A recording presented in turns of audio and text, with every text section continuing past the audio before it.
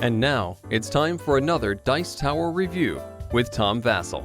Hey everybody, I'm Tom Vasel, and today we're taking a look at Imperial Struggle. I was very excited when I heard that Imperial Struggle was coming out. Imperial Struggle is a sequel of sorts to a very popular game called Twilight Struggle, designed by the same two designers, Jason Matthews and Ananda Gupta. Now, I will say that Twilight Struggle is fantastic. Jason Matthews then went to design many other games that had a similar system to it. He was the mentor of sorts to 1989, a game that used a lot of similar things. He did 1960, an election game, Founding Fathers, which used a few similarities to it. But none of those games, while they're all good games, none of them held a candle to the original Twilight Struggle, which was what I call the Cold War in a box. Imperial Struggle goes back to the global rivalry between Britain and France almost a century, from 1697 to 1789, culminating basically in the War of Independence and things at the end, but starting with all the different conflicts that these two countries had as they were at the height of their colonial powers.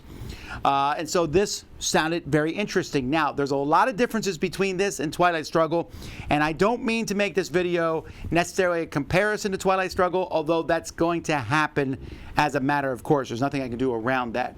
But let's take a very, very far back look at how the game works, and then we'll come back.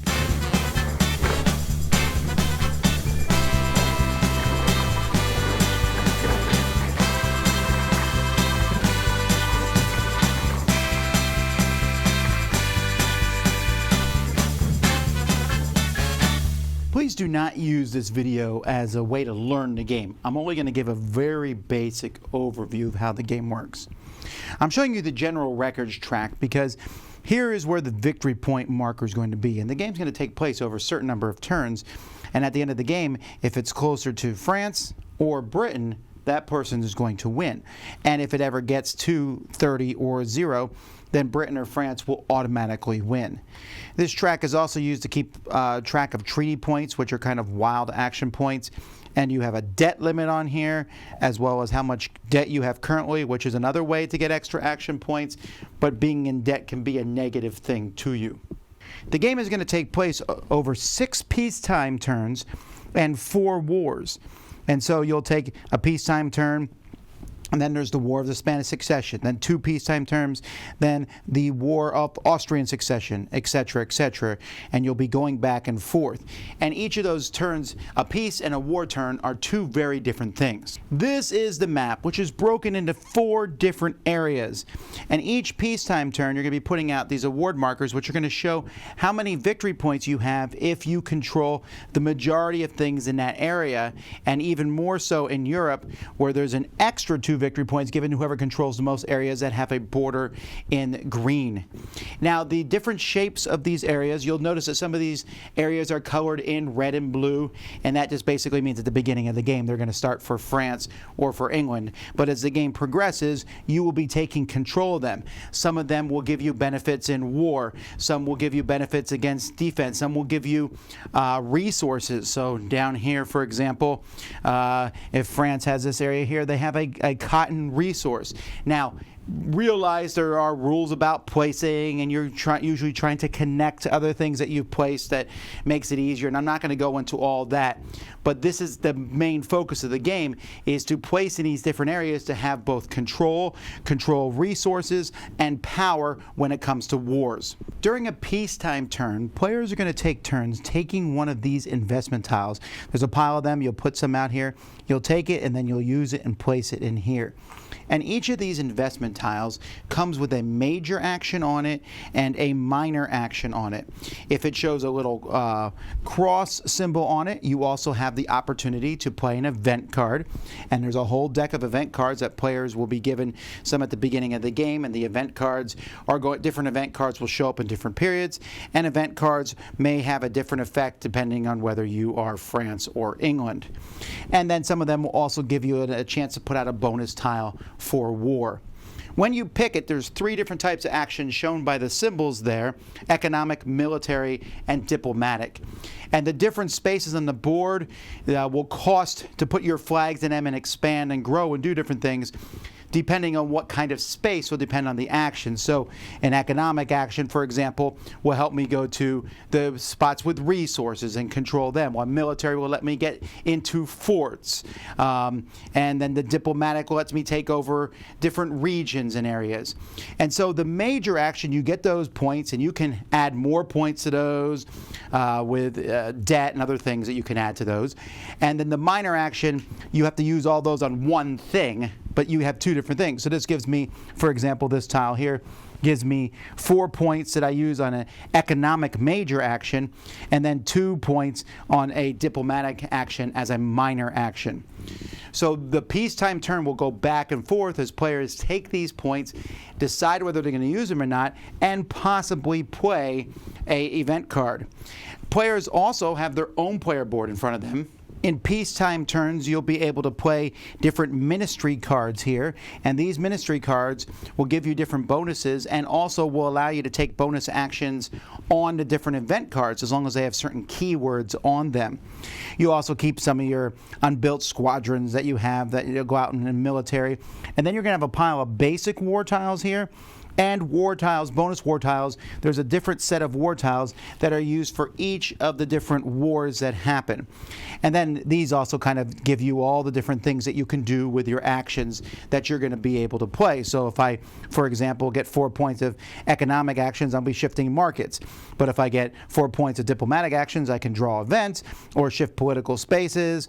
And then with war, there's a whole pile of things I can do with the war actions. And that's kind of what this board lets me do. There's also different tiles. These are going to be placed all over the board at the beginning of the game. And if you control an area that's attached to these bonus tiles, you'll take them and you'll be able to use these bonus tiles. You can use some of them each turn to do various things. Like I can place a conflict token, which will make something more annoying for my opponent in different areas. And you get these by controlling different regions on the board. You'll keep them here in your advantage tile. During a war turn, players are going to be coming to these boards and going through each of the different areas that the war happens in. And each of these areas, you're going to be putting these tiles here at the beginning of the game that are randomly placed there, but different actions will allow you to change them. So some of them are going to provide you with a bonus, like this one is +2. This gives no bonus, but does affect debt.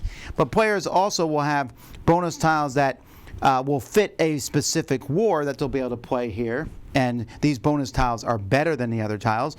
You also get bonus strength for controlling various regions. They're all listed here.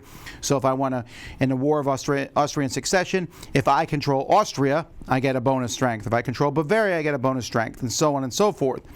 And then you'll compare the two. You'll add these tiles to all these strengths, and then you will compare them, and by your margin of victory, you'll get various things. The loser will also get something possibly. And then sometimes you'll be able to conquer a territory. So this then will show you which of the available territories you can conquer.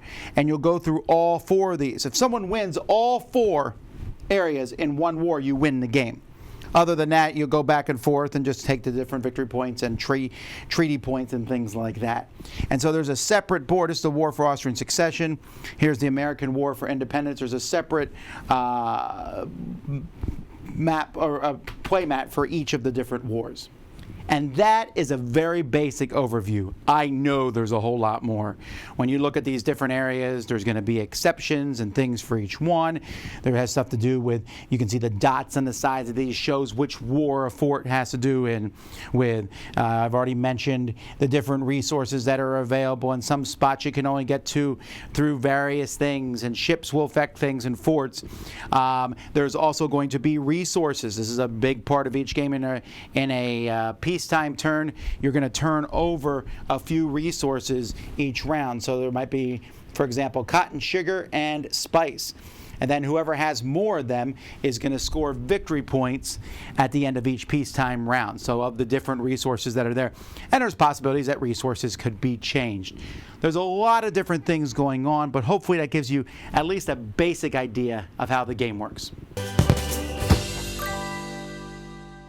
For components, I understand that GMT is not trying to win any awards here with components. They have this tray, which is their basic tray, and which I found to be not terribly useful for this particular game. I mean, there's a ton of flags, which are great. The all the different bonus tiles I have for each war in here. So they're mentioned real small. So this is the War of Austrian Succession here, and you can see that. So you have to sort out all those. There's a ton of little different things that are going to happen counter-wise, and then all these bonus tiles are placed around the board. I do think the cards are kind of handy because they show you which eras they're used in. The rules themselves, so we want to talk about the rules for a second. So we have the rules of play. This was not an easy game to understand by any means. The rules, I don't think, are written tremendously intuitively. I mean, I read through everything, and they would talk about certain terms. I'd have to go hunt down where else in the book that term was. And even after going through everything completely, I was fairly lost. Happily, there's a playbook here. The playbook gives you setup, which I think is weird that setup's not in the rule book, but whatever. But then there's an extended example of play. So I walk through this whole thing. This tells you two people playing against each other and goes everything back and forth. And then in the back of here has historical background on the cards, which is neat. But this extended play helped me understand the game a lot better. But whew, just realized going into this that there is a lot going on in this regard. I want to start out by saying I like the game. And I think it's important to say because I'm going to do some critiques of the game, and I don't want that to overwhelm that point. I like the game. And I don't normally do numbers in a game, but I wanted to come out and say that I give this at a 7 out of 10, while I give Twilight Struggle, the game I was talking about, a 9 out of 10, maybe even a 9.5. Twilight Struggle I like that much. So compared to Twilight Struggle, this game is going to look negatively from my perspective, but that doesn't mean it's a bad game. But let me explain why it's not as much of a shooting star per se. Now, part of that is the theme. The Cold War is fascinating to me. I lived through the end of it. I grew up reading about it and learning about it, just a really fascinating period. The global rivalry between Britain and France, I know part of it. Obviously, as a U.S. citizen, I tend to know about the war for independence, so I know about these things, the 7 Years' War and things, but I don't know a ton about it. And so a lot of the different things in this game, I was like, they just weren't as fascinating to me. Now, that's a personal thing. I get that, but that's part of it.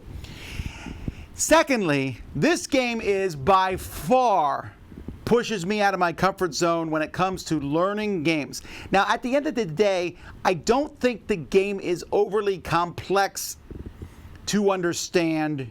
If like I said, that rule book was really difficult to get through and playing through the thing. But once I'm like, oh, you take a tile, you spend some points, you put some things out here, you do this. Not that.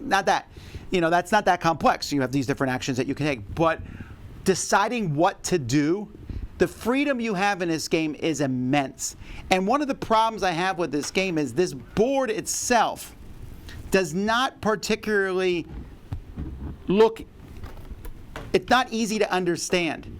And so if I'm going to go to a war here, and so I have here the 7 Years' War, and if I want to win Prussia's war, I need to control Austria, Bavaria, Denmark, Norway, Dutch Republic, German states, Prussia, Russia, Sweden. So I'm looking at all those places, and I have to look at here, and I look at the cards I have. And the options you have here are compounded so much, and it's so important that it can be overwhelming. And for many people, it will be overwhelming.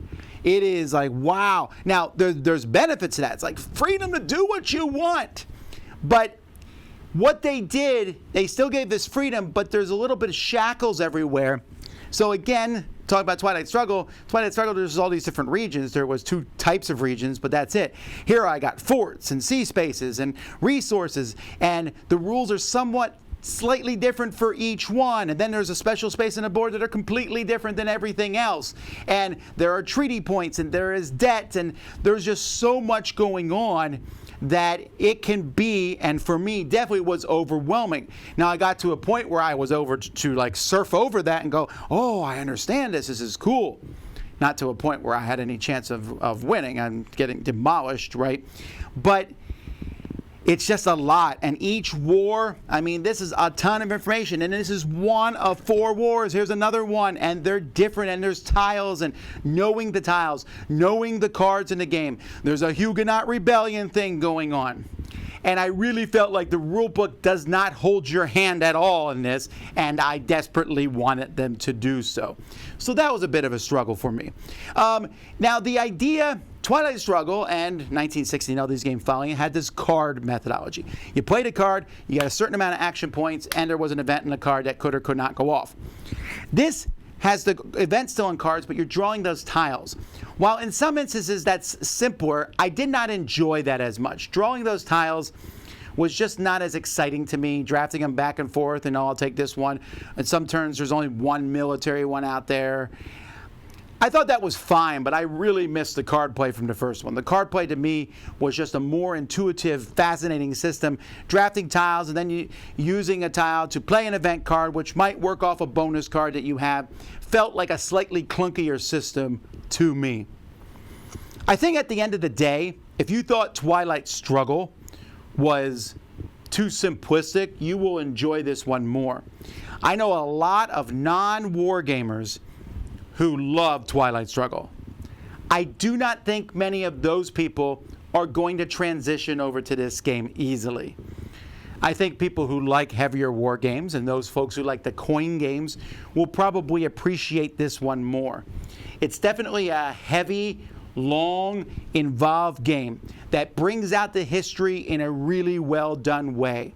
It's asymmetrical. Britain and France are two very different spots. You have to keep an eye on the whole world. Europe is probably the most important spot, but you cannot hold just Europe and win, as I have discovered to my chagrin, because there's resources everywhere else. There's luck sometimes on what resources are, you might control all India, and then cotton spices don't show up, which I thought was a little annoying, sometimes when that sort of thing happens. And it's definitely a push and pull type game. You can get absolutely devastated by event cards and different things that happen. But it is deep and very well put together. I can't really say that it's a bad game. It's really cool. It's just that if you asked me to play it and you said, do you like this? I'd say, yes, I like it. Yes, I can play it. But I kind of got to mentally prepare myself for the level that's here. Looking at this board and playing it, I've just recently played it, so I'm able to talk about it with a little bit more authority, but I fear every month away from this game, I would be like, oh man, I don't remember how any of this works. While Twilight Struggle, it's probably been a year and a half since I played that last. I feel like I could jump back into that with just a very cursory explanation of what's going on. And again, part of that's because those events, since some of them happened in my lifetime, are in my brain. I'm like, oh, the Cuban Missile Crisis, which didn't happen in my lifetime, but was close enough that I remember it. And here, when I pick up an event card and it's the Carnatic War, I don't know what that is, or Acts of Union and the Austro-Spanish rivalry and Alberani's ambition. I mean, it's good to learn these things. I'm a huge fan of that, but they just don't stick in my mind as much. So this is neat. It's definitely a successor and a worthy successor, and I went and read tons of comments, and some people love this one better. I don't think the added complexity makes a better game, but I do think that it at least makes it a different game. But because it's different doesn't mean if you like one, you'll like the other, and vice versa. But those are my thoughts. There are people who are way better at this game and know a lot more, and you can find more information from them about Imperial Struggle. I'm Tom Vasel. You've been watching the Dice Tower. We'll see you next time. Dice Tower Judgment approved.